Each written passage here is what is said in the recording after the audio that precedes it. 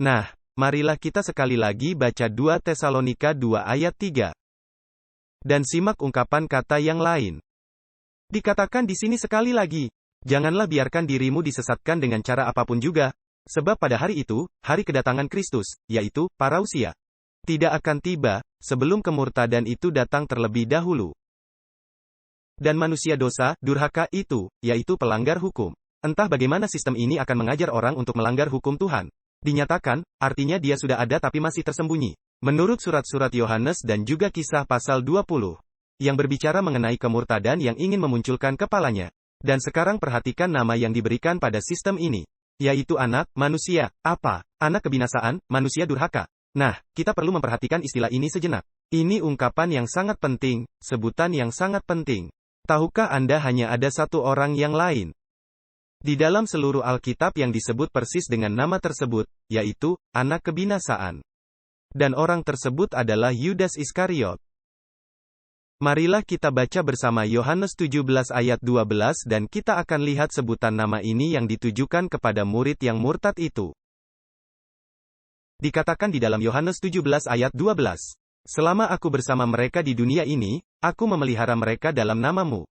Di sini Yesus sedang berdoa kepada Bapanya. Mereka yang engkau berikan kepadaku telah aku pelihara. Dan tidak ada seorang pun dari mereka yang hilang selain siapa? Anak kebinasaan itu. Supaya genaplah yang tertulis dalam kitab suci. Jadi Yudas disebut apa? Yudas disebut anak kebinasaan.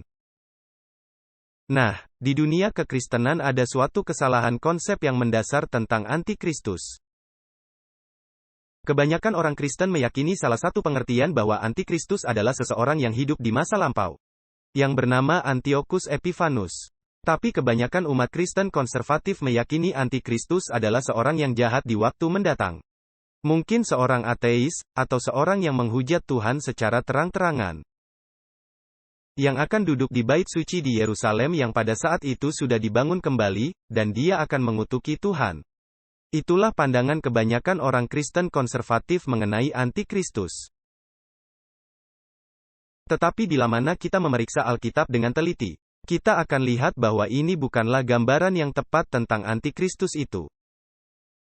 Saya hendak memberikan kepada Anda 4 alasan mengapa antikristus bukanlah seorang penghujat yang murtad, yang mengutuk kekristenan dan antikristen.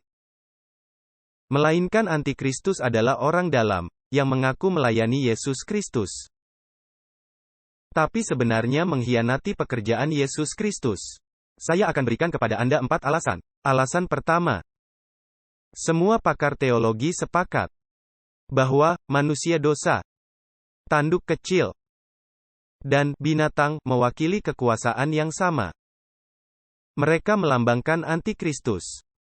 Nah, jika binatang itu sama dengan tanduk kecil, dan tanduk kecil itu sama dengan manusia dosa, maka itu pasti berarti, binatang itu merujuk suatu sistem, bukan perorangan. Anda bertanya, mengapa demikian? Karena kita telah mempelajari bahwa binatang di dalam nubuatan Alkitab melambangkan apa? Itu bukanlah melambangkan perorangan tapi melambangkan kerajaan.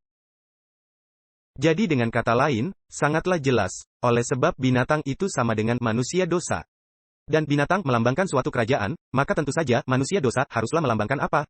Tentu saja itu melambangkan suatu kerajaan. Yang kedua, kita diberitahukan bahwa tanduk kecil dan binatang berkuasa selama 1260 tahun. Kita sudah mempelajari nubuatan itu. Mereka memerintah selama 1260 tahun. Coba saya tanya, bagaimana mungkin ini merupakan seseorang secara harfiah? Apakah Anda mengetahui orang yang hidup selama 1260 tahun di zaman sekarang? Tentu saja tidak. Maka ini tidak bisa berarti seorang manusia yang akan muncul di masa mendatang. Yang ketiga, Alkitab memberitahu kita bahwa manusia dosa ini sudah ada di zaman Rasul Paulus, yang sudah ingin menunjukkan kekuasaannya, ingin menampakkan dirinya. Dengan kata lain, dia sudah ada waktu itu, tetapi dia bagaimana? Dia masih tersembunyi, menurut apa yang kita pelajari. Misteri pelanggaran hukum. Dikatakan itu sudah bekerja di zaman Rasul Paulus. Tapi tahukah Anda apa yang menarik? Alkitab berkata, manusia dosa itu akan dibinasakan oleh cahaya kemuliaan kedatangan Kristus. Jadi, bagaimana mungkin ini adalah seorang individu, seorang manusia, jika dia sudah berusaha menyatakan dirinya di zaman Paulus?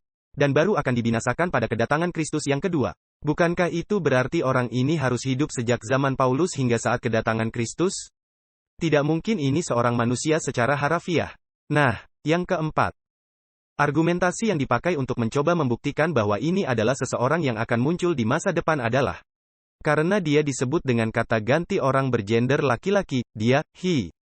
Manusia, laki-laki, dosa. Dia akan menyatakan dirinya. Namun itu bukanlah argumentasi yang kuat. Karena kata ganti orang bergender laki-laki yang digunakan tidak dengan sendirinya berarti bahwa ini adalah satu orang. Saya akan berikan beberapa contoh lain dari Alkitab.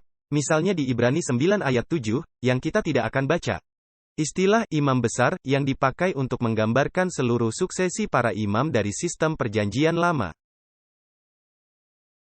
Istilah itu tidak mengacu kepada seorang imam besar tertentu, tetapi berlaku untuk semua imam dalam sistem Ibrani. Dan itu berlaku untuk semua imam dalam sistem Ibrani. Contoh yang lain di 1 Samuel 8 ayat 11, di mana disebut mengenai raja. Tapi jika kita baca ayat ini, itu tidak berbicara mengenai seorang raja yang tertentu. Ungkapan raja mengacu pada semua suksesi raja-raja dalam teokrasi Ibrani. Wahyu pasal 12 memakai istilah perempuan. Ini tidak berbicara mengenai seorang perempuan tertentu. Ini berbicara mengenai gereja jemaat Tuhan secara keseluruhan.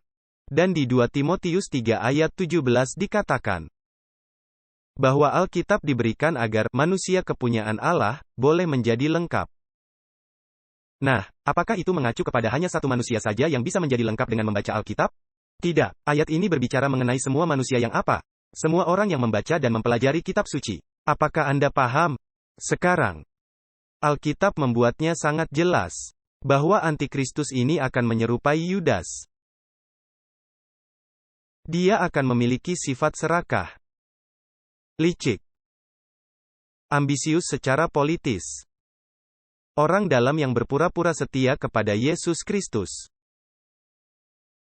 Sementara dia secara diam-diam bekerja di belakang Yesus menghancurkan dan mengkhianati kebenarannya.